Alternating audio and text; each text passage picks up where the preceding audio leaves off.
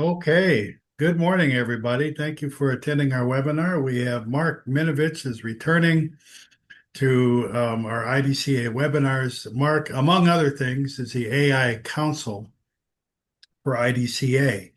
And he's just returned from Davos. We're going to talk about that first, and then we have some other things to talk about. So, Mark, welcome. What's going on? Hey, Roger, good to see you. Good to see you. A lot of things are happening. And of course, we've been following what was going on in Davos. I was there in person. So, Davos, people tend to think that Davos is all about huge names and panels and predictions. But I came away from this Davos specifically that real action happens in corridors. It's who is Yeah. very relaxed, who is very defensive, and who suddenly goes completely quiet, Roger. And this year, a lot of powerful people went completely quiet. We don't see this on television. We see the people yelling on television, creating noise. But clearly, and I will talk, a lot of very interesting people were very quiet. Why? Somewhere between, I think, my third hot cocoa or espresso, my phone battery hitting single digits, and lots of other things, it hit me that Davos, Roger, was not about the future anymore. It was not about the future. I was always coming to Davos to pick up the future. It was what things were already happening, and it told us, it amplified what was really happening. And I'll tell you, JP Morgan is live on Ethereum.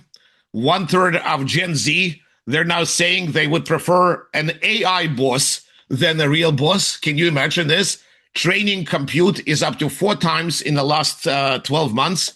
Inference costs are down roughly 100 times now. And perhaps most importantly, no more futurists, no more ethicists. The decision makers are back to focus of CEOs, chief executive officers, and also decision makers who are deciding on the AI. So those are interesting things that I could tell you in the opening. AI wasn't really disrupting a rigid system, but yet in some way it was amplifying what's flexible and what's working and what's not. And because of this, I think a productivity dividend is arriving much earlier than most models have assumed.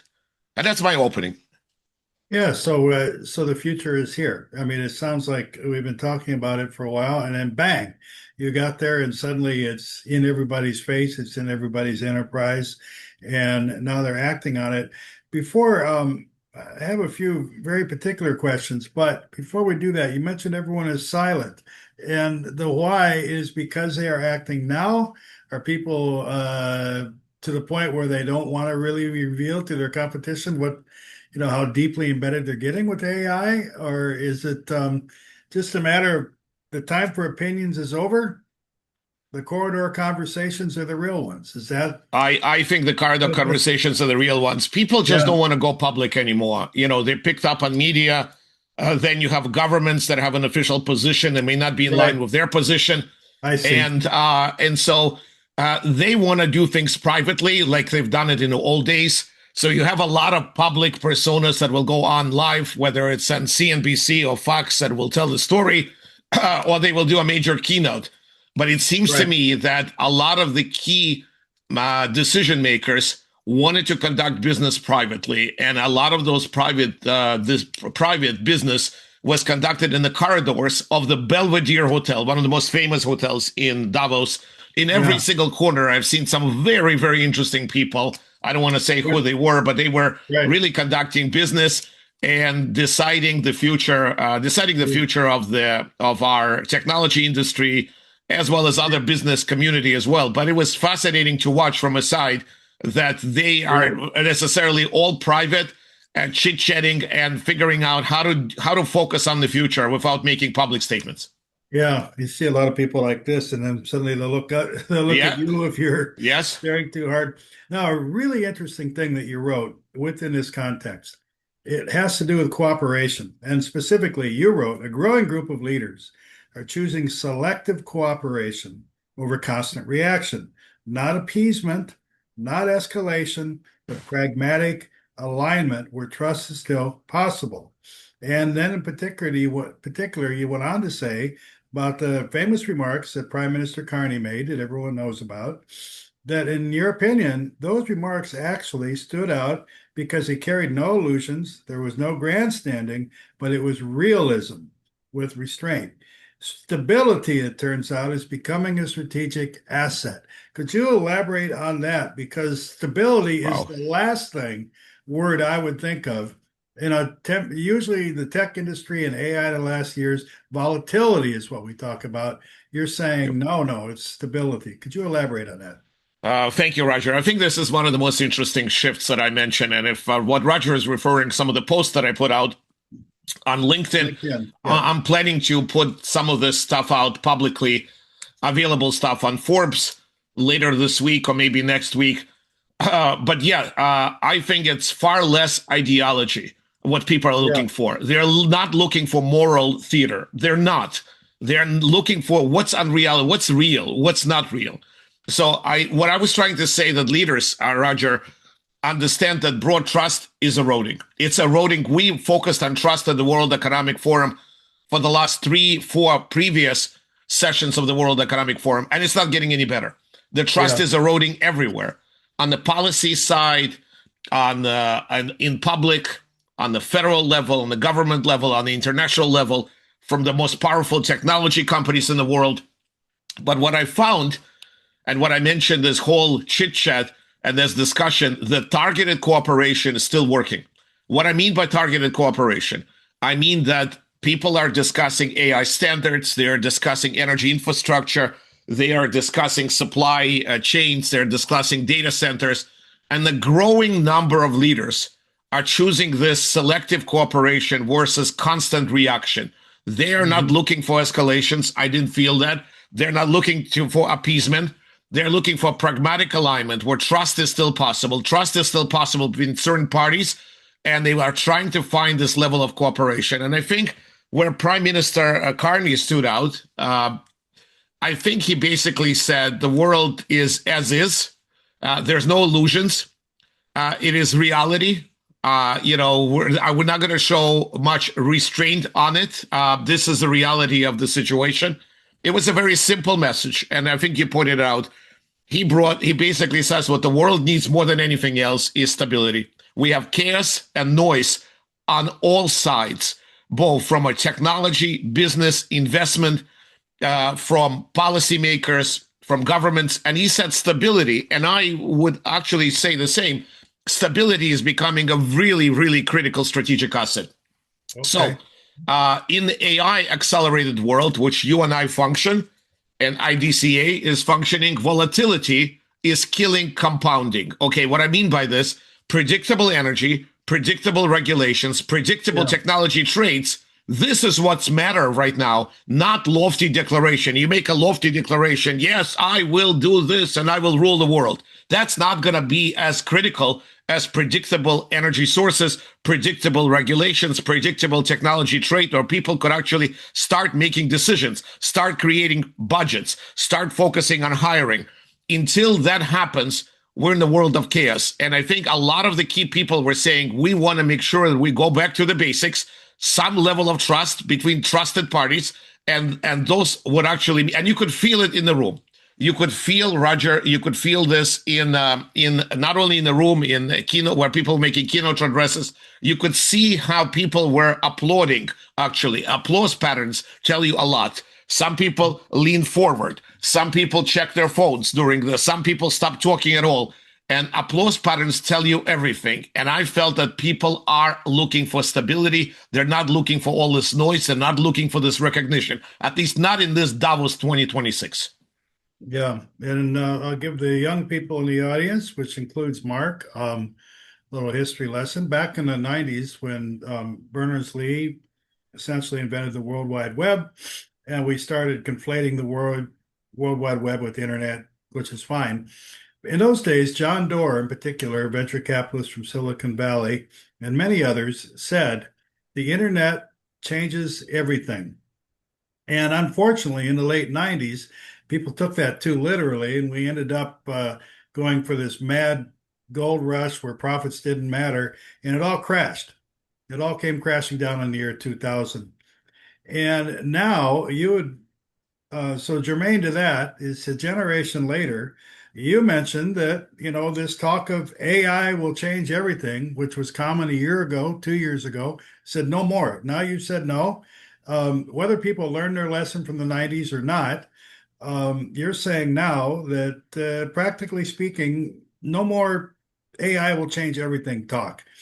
So what are the big questions and issues? So Roger, I Practical want to go questions. back. So I'll definitely want to address this, but I want to go back to the conversation about what people felt in the room, Yeah, and that's very, very important. Uh, yeah, so relevant to it. Yeah. powerful, powerful countries, Hmm. United States, our country, and other powerful countries, are now not are dictating the rules of the game because they're Okay. powerful, and they could do Sure. so because they have the power and they have the might around them. So whether we're not to judge what is right, what isn't, but we're coming back to the days where the power completely controls, not collaborations, not international regulations, not United Nations, not any type of multilateral or even bilateral conversations. The Okay. power controls everything. The power controls the type of house that you would have at the World Economic Forum or Davos, the type of conversation you would have, where you show up, what you announce. And I'm just saying, is this where we want to go in the future? Again, I'm not saying what's right or what's wrong, but I just want the audience to recognize that we're in a Go different with it. world. And I Hmm. think Howard Lutnick, who is our distinguished Secretary of Commerce, Hmm. major businessman, and he worked as the founder of Cantor Fitzgerald, and he's just been really distinguished in his work in business. Basically, came out initially, and I was there right in person, and he said, hold on, everybody. Let's just talk about World Economic Forum as it is. World Economic Forum and the elites in the World Economic Forum failed us and failed Hmm. us considerably in the United States. There Hmm. is no globalization per se. Globalization put a lot of damage to our workers, to our people, and we now have to go back to the basics and decide, is globalization really harmful or is it helpful? From his perspective, is very, very harmful. And so what he has from the beginning, when World Economic Forum started on Monday, he basically told the audience that the United States government is there to make sure that everybody understands that globalization is not how we want to function anymore, that we want to function on sovereignty, that each of us has control of our assets and our resources, and we have control over our future. And we Yeah. now want to bring back the World Economic Forum in Davos to focus more on less on globalization, but more on sovereignty and more control over our future. And it set the agenda for the whole week predominantly. That's what I wanted to mention. I want to now go Yeah. back to your question related to Yeah. AI Yeah. and Which the is conversation that we're having, Roger, here today at IDCA webinar or IDCA podcast. hmm. Every single conversation, every Davos that I used to go, and all the conferences that Roger, you and I go around the world, consultants would stand up and say, AI will change the world, AI will shift this. With AI, you're now going to be able to do Yep. so much, productivity will increase, and suddenly you're going to be the most efficient planet ever. So I got a feeling that the chief executive officers of the largest companies and the venture capitalists who were there, me being part of that community, are basically saying, enough of this hype, enough. We're not interested in hyping this anymore. This hype phase is over. Davos made it unmistakably clear. No more hyping, no more of those talking points by consultants that AI will change everything. When you want to talk about AI, when you want to talk about AI will change everything, then talk to me about real products. Talk to me about ROI. Talk to me about where the returns are.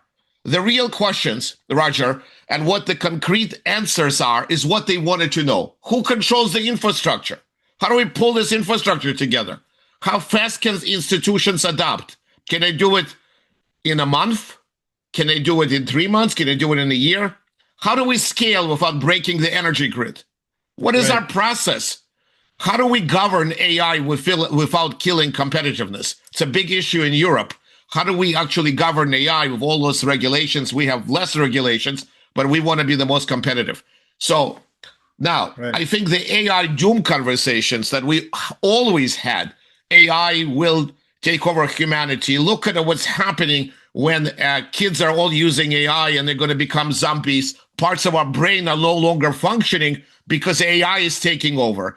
And AI is going to do all of the jobs and humans will have nothing. Those discussions have been displaced also. They've been displaced because those discussions are now focused on very specific things. They focused on legitimacy. They focused on misuse. They focused on social harm. AI has to earn social permission. Public benefit, public trust, authenticity matter much more than raw capability. So the biggest gap that I have seen, and what has really transpired with all of this, changes arriving much faster than the governments, enterprises, and even small businesses are prepared for. And now the big question by the leaders of the private sector and even governments to some respect, what are we going to do about it? How are we going to do this? How are we going to measure? And how are we going to put this into a certain scale? That's what really people want to talk about. So nobody is interested if you're coming in conversation and saying, oh my God, this is just the best thing since sliced bread, and you're giving you some statistics. That conversation is left in 2025. Right. So let's talk a little bit about, what you might call AI native productivity and growth, or AI enablement. Is this something, how do we put that into GDP terms? How can nations leaders, even if they're a little bit behind the curve technologically or with the mindset, still look at AI enablement and productivity and count that, make it tangible within GDP growth? How can people do that? Well, first of all, Roger, how can businesses do that? Yeah, I hear the question. I think it's a critical question. People want to have AI first and AI native companies or AI native productivity. That's really, really important. So AI built into the organization, not just where you put a bandage and you make some shifts and you look at data in a certain way and you do analytics in a certain way and you put some infrastructure. But what people are looking for is AI native businesses, AI native startups, AI native services companies. And how do you do this? Because now you come to understanding that AI is no longer abstract. It is measurable. It is measurable on all levels. And it's a shift that is occurring throughout the industry. So we're seeing approximately 2 to 4%, maybe I'm wrong a little bit, annual productivity gains in manufacturing and finance. Okay. That's what we're seeing. So diagnostic costs are what we're seeing are dropping 20 to 30% in healthcare. Precision agriculture is boosting yields by double digits. And the reason all of this is happening is because the companies, organization, and solutions are going AI native. Is this just in the US, or is this sort of This is the worldwide? trend which is happening in Middle East, where we visit quite often. Right. It's happening in the Asia Pacific markets and in the United States. I don't know about the other markets. I think there are a lot more regulations and a lot more issues of compliance to be able to get there. But we're seeing a lot of those impressive productivity gains. And we're seeing that in healthcare, and we're seeing that in finance and agriculture, because AI is becoming native to everything we do. I think everybody is now not discussing a foundation model. We're going to be using ChatGPT or Anthropic or Claude. They're saying we're leveraging it for our business. We're leveraging agents for our business. We are leveraging agents for precision agriculture. We're using drone technology with sensors and other capabilities. So what are we getting from the World Bank and IMF? They're projecting $15 to $20 trillion in the global GDP impact by 2030. And the reason they're making this prediction is because they see AI is growing by leaps and bounds, by what I call AI first and AI native. And none of this would happen without exactly what we do, Roger, infrastructure. They realize that without infrastructure, you would not get to 20 trillion in global GDP impact by 2030. So Right. we came away from Davos, and this goes back to AI becoming a quantified contributor to GDP. I think GDP of the United States right now is at highest levels ever because of two areas: data centers and AI enablement. They are both enablers of real-time intelligence, which is this whole new area, real-time intelligence. Countries like Singapore, you could also see it. They are not like United States. It's a tiny country, but a powerful country in terms of its economy. It's explicitly linking AI infrastructure to GDP growth. GCC countries are racing to replicate the model of Singapore and the United States. This is not just innovation policy anymore. AI is now industrial strategy for a completely different real-time intelligence era. And that's what I see happening. And it's very critical for business people and leaders around the world to understand that you have to tie into the GDP. We did a great job in the United States. Our leaders, specifically in the United States, that are driving AI agenda in the United States under the Trump administration, have made it a priority, have made it a huge priority. David Sachs, in particular, who is the AI czar, as we know, he made it a priority to make sure that AI and data centers are the key enablers of this intelligence era. And Right. other countries, Singapore, UAE, Saudi Arabia, are following this model very soon. I think that's the only, but you cannot see AI as just a patch. You cannot see AI as just a bandage or just as a tool. I said it in Davos multiple occasions. It's an industrial strategy. It's an industrial transformation. And this is no longer just innovation policy. If you do not put together the industrial policy, industrial strategy connected to AI, you're going to fail. Okay. Let's we're on a slightly different platform this time than we've had in the past, so we're going to try our poll questions now. Okay. Let everyone Okay. absorb what they just heard, and in the real world, of which you're speaking, let's see what our audience has to say. Your first question: how prepared is your data center strategy for AI at scale in 2026? And you and I cannot vote, it says, but everyone else should. Are they voting? Usually we get results right away. And maybe it's not working as well as it should today. No, I see it, Roger. It popped up. Oh, it At did. least And I see it. I'm not saying what are the it's not coming up to my screen. Okay. What are the results? I see the question, but not the results. Yeah. Um, We have a producer. 6% have said fully AI ready and already scaling. Okay. 19% has said partially ready, upgrading underway. Okay. 59% have said Early early planning. planning stage, yes. And then, 18% not yet all aligned with right. AI requirements. So a supermajority, early planning stage. I think what Mark is telling us today, you better move from that early planning stage to the next step pretty quickly. There's the answers right there.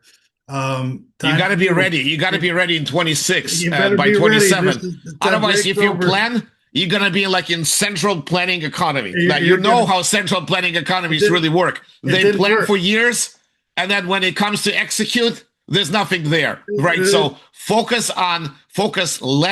Yes, you have to plan, but you got to be execution driven, and you got to Uh, focus on those ROI and KPI markers for creating a timeline. I think that's really crucial. Let's get the second question up. So I've got those results eventually. I was just being impatient there. What is your organization's biggest concern? So power is something that we haven't talked about. It's the elephant in the room, of course. Well, one thing, what should I say, concerns me a little bit is because AI and data centers have become so prominent in the general news over the past year, a lot of things get reduced to a binary question, yes or no, is it or isn't it? And even with power, it's more of a nuanced topic, I think, than people may think. There are places where power is um, there's already been obvious reports of constraints. There's places where it's not such an issue, and I'm curious with our audience, what do we have from our producer for results on this? I haven't seen them yet. There we go. Okay, power 32%, but ROI uncertainty and long-term economics. So you touched on that, Mark, and I think we'll talk about that a little bit more. ROI in general, and long-term, how do you plan the long-term? AI governance is an issue, and capacity and density less of an issue. So power. Okay, third question. We have two more questions. So then after that, we'll take all that and we'll run with it. What will be the primary bottleneck for AI workloads? That's another topic, AI workloads. What percentage of these new AI data centers will actually be the highest performance AI chips? There's a lot of engineering discussions going on once you're starting to build at this monster scale. Power density, GPU, network latency, interconnects, operational complexity of scale.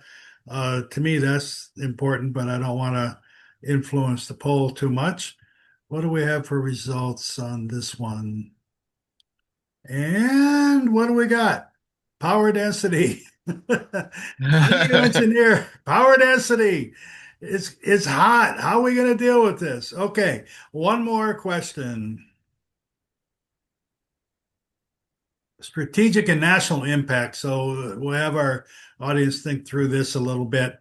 What must be solved first to sustainably support AI at enterprise and national scale? And again, we put energy right up front. First question, we'll see if that in fact is. Now, I think everyone would agree, no matter what the result here is, that the fourth option, the skilled workforce and operational maturity, is essential. This is not yesterday's data center. This is not the legacy the real estate business has been for 30 years. I think we're entered a new era there. And you see the 45% are focused on energy, 20% only are on the skilled workforce. And I think that's going to be essential moving forward. So, Mark, what do you have a quick take on what you make of Yeah. the answers? Yeah. I have Yeah. interesting. I think it's in line of what I'm actually seeing. So, Okay. and I'm gonna just comment a little bit of what I've also Yeah, seen please. directly from Davos, and maybe a little bit off stage. We're talking about those off stage discussions. Hmm. You cannot just say AI without looking at the overall infrastructure or what I call the technology stack level. Because if Yeah. you do that, you will miss you're not going to be able to scale. So I think what we're seeing is AI is highly integrated into cloud infrastructure, into global capital markets, in Okay. digitalized supply chains, in organizations. So instead of breaking things a little bit, I think what AI has done, it accelerated what worked and what didn't work. And that's what we're seeing in those results. I think we're seeing productivity gains much earlier than expected. We're seeing software teams generating hundreds of thousands of lines of code that they haven't been able to do before. Industrial systems are now being optimized in real time for real world. And look, this all leads to this whole issue. I alluded to some of those points because productivity, growth, competitiveness, and other things depend on AI. Power, which people alluded to, reorganizes what enables AI. And I think power is really the key component here. Power is about compute. Power is about energy. Power is about chips. Power is about data. It's about talent. Power touches all of them. It reorganizes everything that enables AI. And it's very important to say, we don't only talk about power as energy and electricity. We talk about power, about how power reorganizes things around what enables AI. And I think no longer we should see data centers as just pure IT infrastructure. Those guys are coming in with, trying to fix IT infrastructure. No, I think data centers are really the next geopolitical infrastructure. Energy policy is now AI policy. Grid reliability is now deployment timelines. You can't separate this. They are determining deployment timelines. When top AI engineers are signing those billion-dollar compensation packages, we know that IT infrastructure and data centers are going to be on top of the agenda because you cannot do the work that those AI engineers are planning to do without having a healthy technology infrastructure that includes compute, energy, chips, data, and talent. Otherwise, you're delusional. You're not going to be able to bring all of those solutions and all of those agents to the market. That's my takeaway. So IDCA is right on the cusp of publishing a couple of key reports. On February 6th, we are releasing our 2026 digital economy report, where we've looked at a combination of factors, technological and socioeconomic, and actually assigned a value to the digital economy, not the AI economy per se, but digital economy to every nation of the world. And in that report, we've muted the effect of AI a little bit because we're looking really at how things stood in 2025. And then a couple of weeks after that, Mark and I and our whole global team are working on our AI reports. It's going to come out very, very soon after the digital economy report. It's Mark, Roger, and hundreds of AI agents working on this report. Hundreds of AI agents. And we actually have a lot of human beings involved. And human beings as well. And human beings as well. We don't want to forget humanity here. We always say you're not going to be replaced by AI, you're going to be replaced by a human using AI. And really from all corners of the globe. And it's really interesting when you hear somebody reporting in from Nigeria, and then the next day or the next after, the same day, you hear all these people that we have on the ground that we know in the GCC, you mentioned. The activity in Saudi Arabia, and of course with IDCA working with Oman, but all of the countries of the GCC, the activity is frenetic right now. There's tremendous activity in other parts of Asia. China is always a massive topic on its own. There's certain lack of transparency with China, but we all know that there's something massive going on there. India is also a topic of its own. Anyway, the AI report, when it comes out, is going to discuss a lot of these very topics. But we also like to put things into numbers. We like to measure it so you can use it, deploy it, invest in it. And when it comes out, I'd like to kind of return to the idea of how do we measure, AI adoption, because what you just said was interesting. I had mentioned AI centers, and they may not be 100% AI chips. And I think in my mind, I'm still sort of seeing cloud and AI as two separate things. You're saying, no, it's integrated. Could you elaborate on that a little bit? Because data center operators need to know this. They need to know what the engineering needs to be for these projects that they're doing. Roger, thank you. First of all, you alluded to a number of countries, and I want to, for the sake of our audience, we have three major centers of power, centers of block right now. The United States, in specifically with infrastructure and enablement and AI, the Gulf countries that Roger alluded to, Oman being one of them, Kuwait, Qatar, Saudi Arabia, UAE, Bahrain. They take it very, and Asia, and includes China. China is a major powerhouse in the space of AI and drones. And in Asia, we have Korea, and we have Japan, and we have Singapore and Malaysia. Those countries are taking it very, very seriously, and they see that AI and digital infrastructure is going to drive the economic block of their nation, that they're going to become more competitive. Their economy will prosper more. Their citizens are going to be more involved in different activities, which are going to be at a higher scale, and they will be able to accomplish more. They're going to be stronger as a country. So that's critically important that those blocks really get it and really understand. Now, Roger referred to AI enablement, and he referred as how do we evaluate a nation's economy anymore? Do we evaluate a nation's economy just simply on GDP? Do we evaluate based on education, based on the type of talent? I think that AI enablement, Roger, is very crucial, because how we are looking at this, alongside energy, security, and education, it has to be a core economic indicator. How not only adoption of AI, but how enabled, intertwined is AI within the dynamics of your ecosystem, not only your largest companies, of the whole ecosystem. China is developing a new society model. I've written that on Newsweek, I believe, or Fortune magazine, describing that China wants to enable AI in every single part of life, not only work. We haven't done that in the United States, but China is already thinking ahead, saying this has to be, we're going to measure students, We're going to provide assistance to elderly. All of that is going to be intertwined. So they are building this whole new society. China is also investing heavily on drones.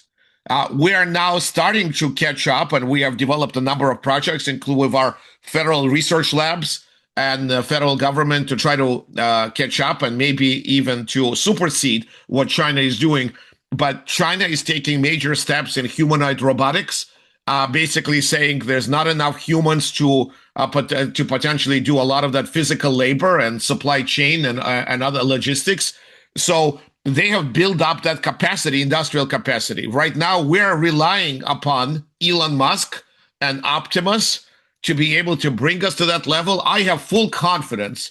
That Elon and Optimus 3 and the upcoming Optimus humanoid robotics, as well as also Jensen with the robots that he's building with NVIDIA, with some of his partners, Boston Dynamics. There are so many of them in the United States. So we're beginning this journey, and we're saying that AI is not going to be just enabled digitally. It will be enabled physically in all parts of our society. China has a head start, but we're there. And this is how you're going to be able to tell, Roger, that AI enablement is a major marker, because it's how fast economy can innovate. It includes everything, as I mentioned, humanoid robotics. It includes data sensor density. It includes access to advanced chipsets. It includes quality of data assets. You cannot underscore quality of data assets is critical. Talent pipelines. Do we have a good talent pipeline? What kind of our agility remains on regulations? Countries that are scoring high on AI enablement, and I mentioned all those things, are going to do very well. Countries that are not going to score high are not going to move fast. Everyone else is going to be falling into a compute divide. Laggards, leaders. We want the reason we're having this discussion, Roger and I, is we want leaders in the world. We want everybody to be the leaders. So don't fall off. Focus on data center density, focus on power, focus on access to the most advanced chipsets. Look at what happened. Every single Microsoft yesterday announced that they are building a chipset, that their own chipset, sovereign chipset, to run their LLM models and their agents. So I'm basically saying that you want to look at how sovereign you are, how you're going to be controlling access to your chips, how you're going to be building your data centers, the kind of data that you have, the talent that you have, and putting all of this together will make you AI enabled. The disparity in footprints is very extreme. The United States, according to our latest research, has 46% of all data center consumption in the world. Even if you discount that, a lot of that we assume is the military, the NSA, etc. Even if you discount that, the United States still is a very dominant share of all the data center consumption in the world. A counterexample would be Canada. So Prime Minister Carney, again, is trying to set a bold new path for Canada. We're looking at the numbers. Canada is a country that has an almost unlimited amount of potential energy, but yet its data center footprint is probably, even adjusting for population and GDP, a fraction of what's going on in the United States. Now, within that context, over the past week, I've seen pictures of Canada and the EU trying to come together, and now the EU and India. Let's make the conversation as complicated as we can, but the EU and India are, shaking hands and smiling and talking about the great future that they're all going to have. What is going on, and what is the potential? I mean, if Canada wants to, for example, emerge in a much larger way, it seems like everything you're telling us is you have to do it on your own. Making new smiling alliances and organizations is probably less important than charting your own path. Is that a fair way to look at it? Interesting, Roger, that you're mentioning European Union and India. Of course, the European Union was planning to do a massive trade deal with the United States. Right. And most recently, they kind of put this on hold. It doesn't mean it's not going to happen, but they put this on hold. But I want us to, you spoke about energy, and you spoke about Canada and United States. Let's unpack this more and then get back to India and Then we'll European get back. Union. Yeah, very good. United I kind of States, did. Yeah. yeah, United States has something to the effect of 5,400 plus data centers Yes. that are active within the United States and our territories. And nobody else in the world has anything like this. I think China is at around 300 to 600. Again, transparency. We don't have full counts. U.S. But has half of it. what China what the reason why everybody's looking at China and not Canada and no other place in the world is China could quickly put Yes. massive data centers. We're talking about gigawatts, 2 gigawatts, and 3 gigawatts, because number one, lack of regulation, centralized control, because they're putting energy on top of their agenda and they're saying, we're going to just ramp up our renewable, our nuclear, and we're going to do it in a very, very time condensed schedule. Maybe in a month or 2 months, we're going to put it up. So it's the question of execution of, we are tied into all sorts of state laws, regulations, legal challenges, land challenges. We just simply can't do things as fast. China will be able to the next level, what Mark Zuckerberg is looking for, what Google, which is one of the leaders in AI right now. They have the whole technology stack platform. They're going to need massive power. They're going to need massive power to power the next generation of AI, whether it's agentic or physical AI or the next level of AGI or ASI. Right. China has a process. China is going to enable nuclear much faster than we have. China is going to enable its renewable. China is also looking in space. This is why Elon Musk says, okay, how are we going to compete? If we are not able to unbundle all of this and move as quickly, of course, he's able to move quickly, and he's done it in his facilities in Tennessee and other places. He's done it very quickly with his partnership with NVIDIA. But the others were not able to move so quickly. He's saying maybe we got to put up data centers in space and get energy from sun, and then we will beam this to Earth. That's one possibility, but it will take us some time. It will take us years before we build this capacity in space. So we are worried about that China may overtake us in energy in a very short term, in a couple of years, because they got a whole process set up. They are going to move nuclear very, very quickly. And we have to be very concerned about this. So European Union, unfortunately, because they've been such a laggard in development of AI on all levels, on the levels of large language models, on development of agentic and solutions and other things related to the whole ecosystem and technology stack, they have big ambitions, and they have, of course, countries that have nuclear like France, but they know they got to team up with other major players. They know that India has enormous talent. They know that India has incredible knowledge in research and technology. So they think this could be a natural combination where they could team up with whatever capabilities that European Union has in terms of its nuclear power and research and other innovations and focusing on social innovation. They're teaming up with large economies like India, which has a lot of people, lots of interesting, great ideas, scientific ideas, and also they will move fast and together. And India has such a huge market where they could do a lot of testing. Right. They could set up joint ventures very quickly. So in the world of infrastructure, in the world of AI enablement, it seems to be like a very interesting proposition. But again, India has, let's peel the onions a little bit, Roger, as we're talking about here on IDCA. India right now has to come out with its own AI strategy. And I'm not sure that the prime minister and his people they still have a deliberate AI comprehensive sovereign strategy. India has relied upon talent. India has relied on offshore enablement. India has relied on captive centers in Bangalore and Hyderabad and other centers. With agentic AI stepping in a big way, you could have at least you could have hundreds of agents doing the work of thousands or potentially even millions of human beings, and could do it quickly, very fast, to the same quality, even the work of the PhDs. So India has to figure out how it's going to unlock its AI strategy, so it doesn't really hurt or cause chaos within its talent pool of offshore engineers. Now, I will tell you something else that I have learned. I was in a session That was a session hosted by Stanford University and the World Economic Forum. They hosted a session about some of the most incredible visionary leaders and emerging technologies.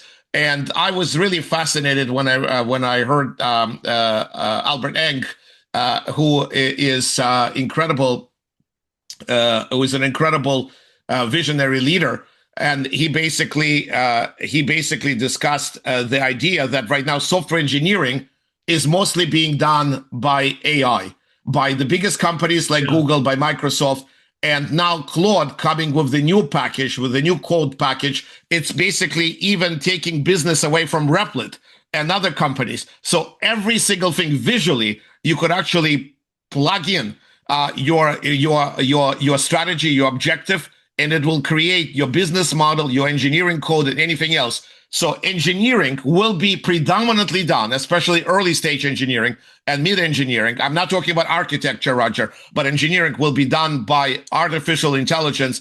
And right now, I see Cohere Claude with a number of its products that they just came out in the market, leading in a very aggressive ways. With that in mind, you could have entrepreneurs with no people at all creating massive amount of code and creating businesses which are going to be next unicorns in the world.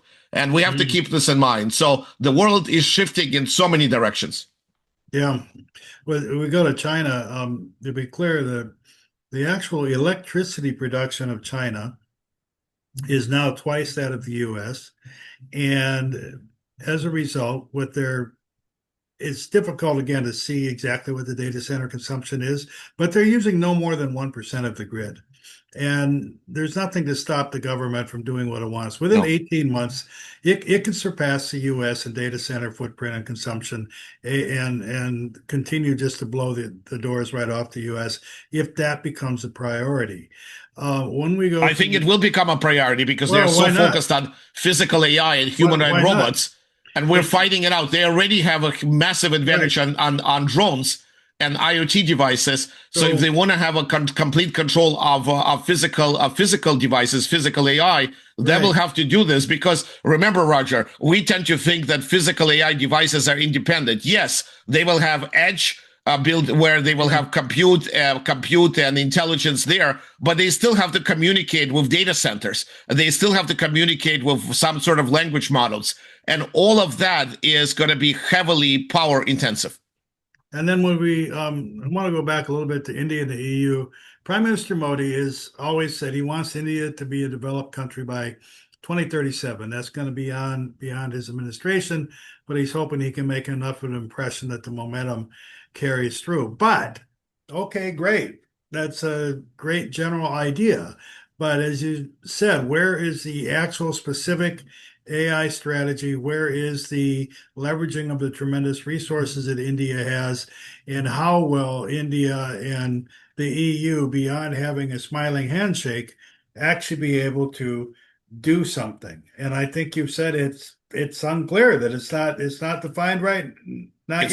It's not about just talent. They have plenty of incredible people. They have more people to do software engineering than anyone in the world. In fact, the United States banking, financial community, technology community relies on them. But as we upstream and we deploy agents across all of those in verticals that we just discussed, there's going to be less and less need on the engineering talent coming from India and other places. So what will happen in the future? How does India now start thinking about incorporation of agentic AI and physical AI within its massive array of talent that they have accumulated?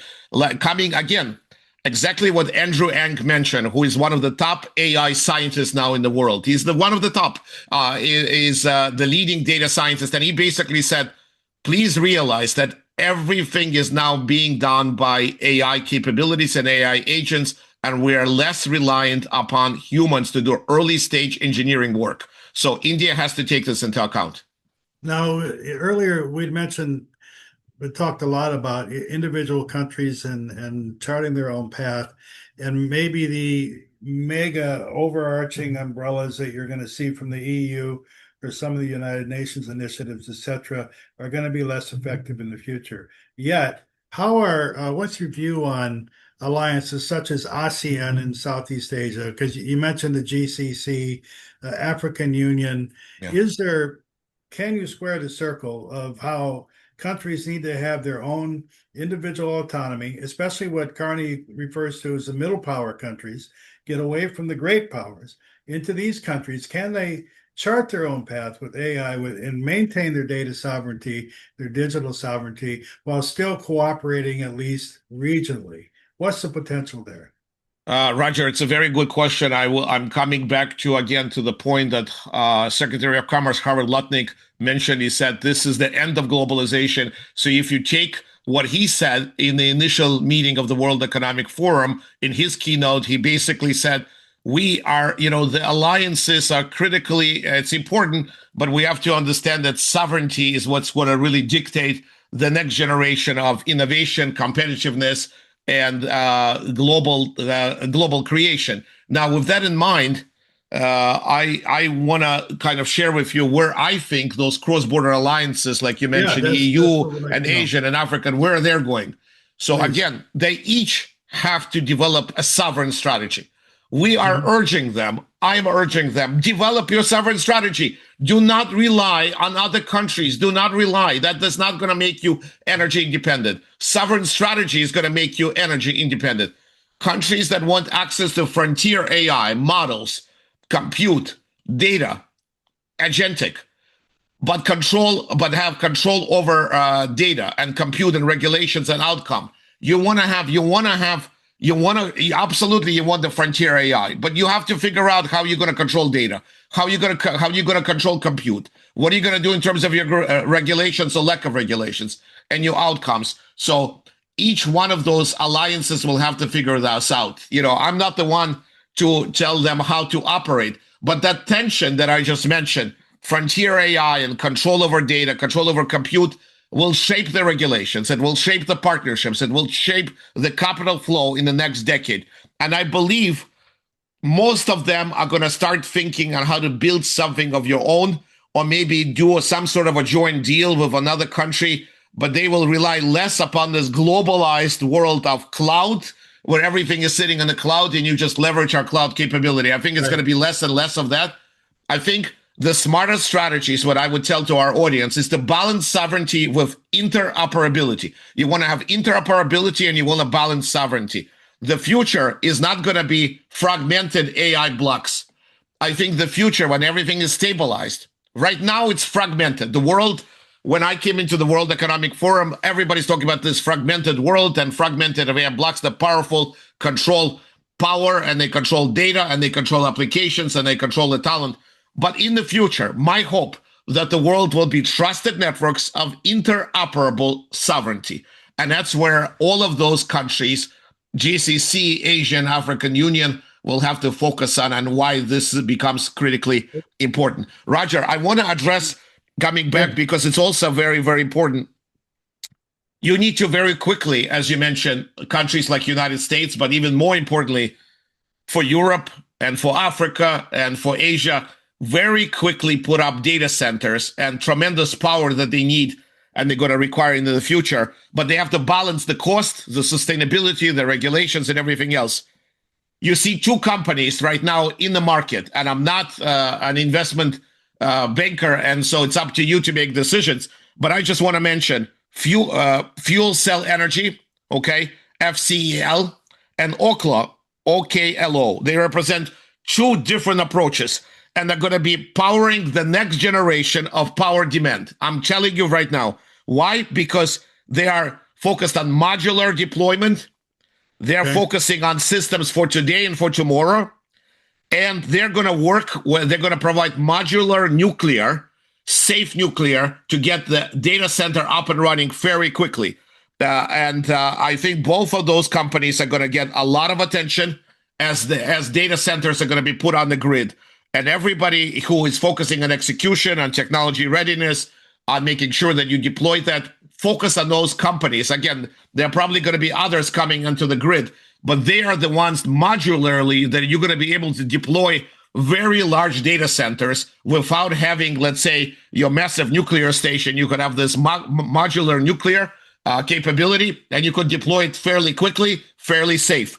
So those are technologies coming out, Roger, from Silicon Valley, no less than Silicon Valley. People, and I want the audience to understand, we're not only coming out with LLMs, we're not only coming out with frontier models, we're not only coming out with semiconductors and chipsets, we're coming out of the new sources of energy, which are modular, which countries like United States and our allies are going to be able to use. And that's the future.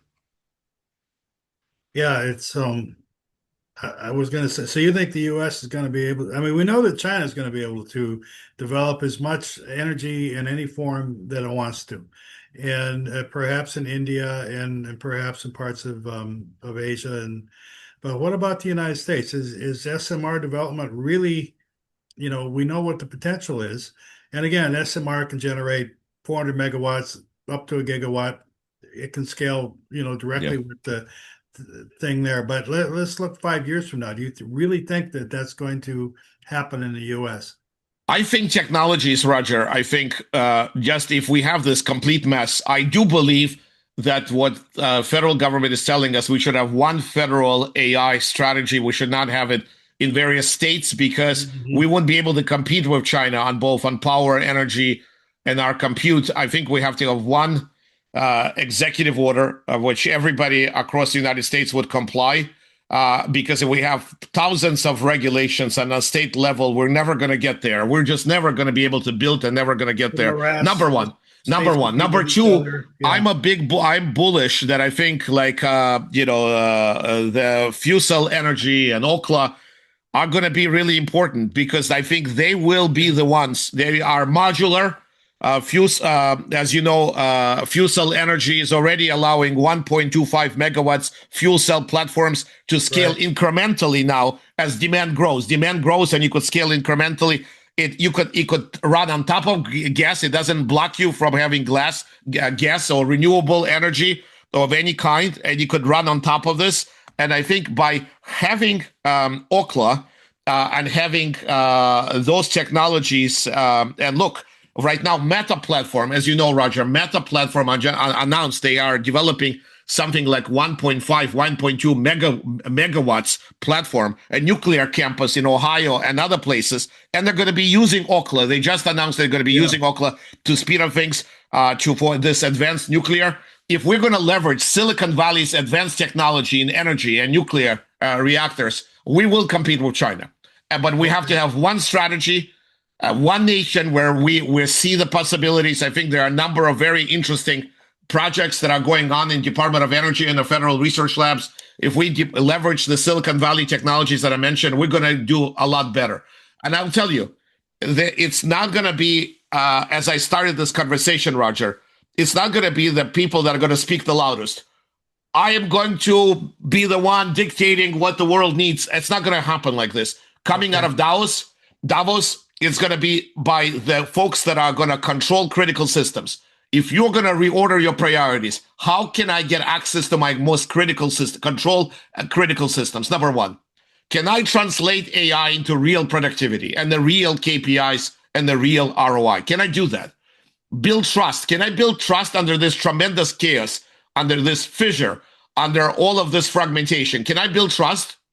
Can I move beyond just my space and other boundaries before boundaries really disappear? If I could do all of this, and I will be able to succeed. And I know that people told me at Davos, if they could control critical systems, if they could translate AI into productivity, build trust, and move into other geopolitical areas, things will be successful. We have to stop arguing also about AGI. I wrote this LinkedIn article even before coming to Davos. This debate is already absolute. If it's going to happen, it's going to happen. We already have a lot of pieces for AGI. We don't have, our LLMs are not adequate for AGI, and we are rewiring our reasoning models, our other cognitive capabilities. But we're having those crazy debates where we're discussing constantly, is AGI bad for humanity? Is it going to destroy humanity? What should we do? No, let's not focus on this. The question is, what decisions are we are still willing to make to reserve for humans? What decisions? This is what I'm saying. What decisions will humans make in the future? And why should they make those decisions? The future, Roger, as you mentioned many times, and I said this in many conversations and topics, it's not going to be decided by machines. It's not going to be decided by agents. It's going to be decided by humans. It will be decided by the ones who set the rules and earn legitimacy and build infrastructure quietly and strategically. And that, for me, was a real Davos story. That's how I left Davos. Okay, very good. And with that, we're out of time. If we didn't get to questions from the audience, you can find IDCA and you can find Mark Minovich on LinkedIn. And we are also, and I'm also on Instagram, on Instagram as well. If you don't want to type and you want to put a picture, you are more than glad to do it. AI Global, Mark, and you'll be able to connect to me on Instagram as well. And February 6th, digital economy report coming out a few weeks after that AI report. And we're planning for the rest of 2026 to record smaller segments with Mark where we can focus on very particular topics, including some that we had today. So look for that. Just stay in touch with us. We'll stay in touch with you. Mark, thank you again for everything. And if you have anything else to do, you can go back and do it now. And the same goes for everyone who participated today. Thank you for joining us. And we'll see you later. We'll see you soon. All the best.